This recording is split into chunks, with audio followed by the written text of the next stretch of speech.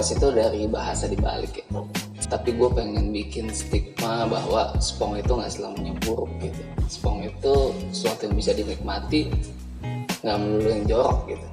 Tadinya gue sempat mau ganti nama, karena pikir gue nih buat usaha yang benar kayaknya namanya agak kurang gimana ya, kurang bener lah namanya gitu kan.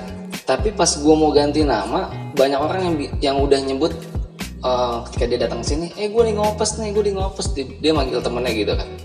Gue pikir kayaknya nama gue udah melekat nih, orang gampang ya disebut. Nah gue nggak ganti nama gitu. Momennya bagus, dan gue sempat melihat abang-abang yang jual kopi sasetan gitu. Kayaknya udah puluhan tahun dia masih dagang kopi dan bertahan hidup. Gue pikir kopi itu adalah hasil bumi ya, yang orang kayaknya nggak akan ada yang bosen gitu. Ngopes berdiri ini dari 2017 awal. Coba dulu bikin minuman, gue coba jual gitu, dan nggak laku sih. Gue ngejualin saat itu minumannya gue kemas dalam botol. Saat itu masih botol plastik ya, kopi susu, robusta milk. Ketika ada rame-rame orang berkumpul kayak Gojek atau apa gitu kan, gue samperin tuh, gue bawa minuman itu, Pak, gue jual gitu kan, dan gak ada yang mau. Sampai di taman Suropati gue jual, Blok M Kemang gak ada yang mau. Saat itu kan ada film ya, Filosofi Kopi.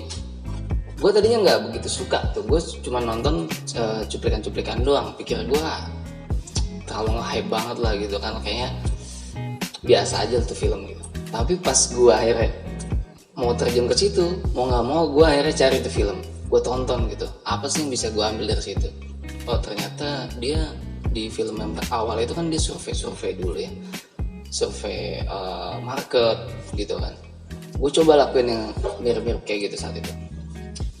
Jadi 2017 awal gue bikin, nggak laku, gue masih kerja dan gue pikir kenapa ya nggak laku ya, gue pelajari gitu kan. Oh ternyata dari branding mungkin dan rasa gitu kan, gue pelajari gitu. Gue belajar ke setiap kedai-kedai kopi yang udah lama eksis di Jakarta, di Bandung, dan di Bogor. Kebetulan kerja gue kan di Bogor, jadi setiap pulang kerja gue pasti ngopi. Belajar gue tuh bisa dibilang gue nggak kursus atau apapun gitu ya, nggak ada.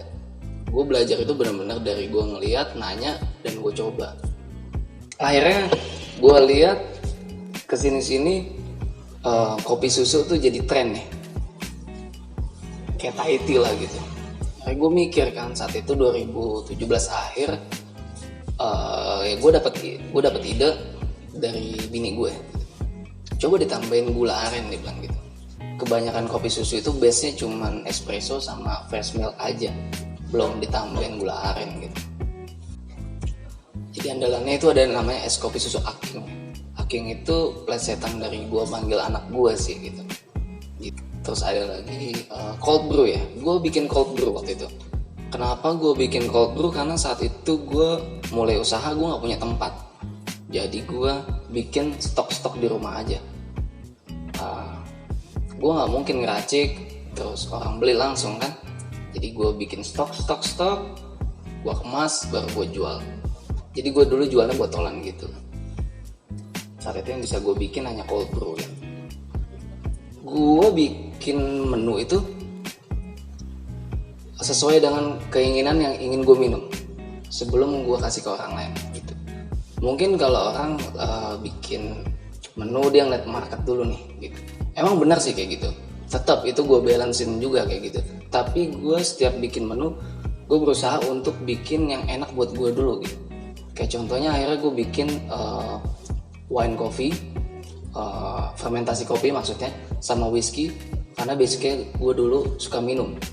Gue udah berhenti minum, gimana caranya gue bisa nikmatin rasa kayak minuman kayak gitu, tapi dari kopi gitu. Tahun gue eksperimen.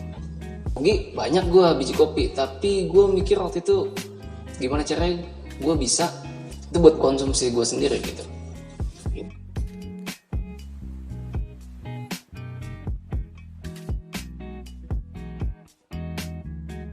Lokasi gue nih adanya di Jalan Cawang Baru, Batista ya. Kenapa gue pilih di sini? Karena satu dekat dua murah.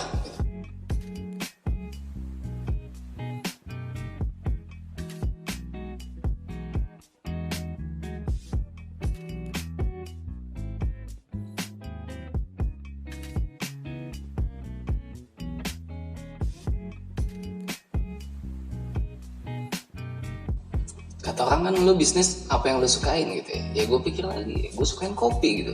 Tapi saat itu gue nggak tahu caranya gimana nih bisnis kopi. Akhirnya gue pelajarin lah. Kalau kata David Naif kan, love what you do, ya kan. Do what you love, gitu. Ya udah akhirnya gue lakuin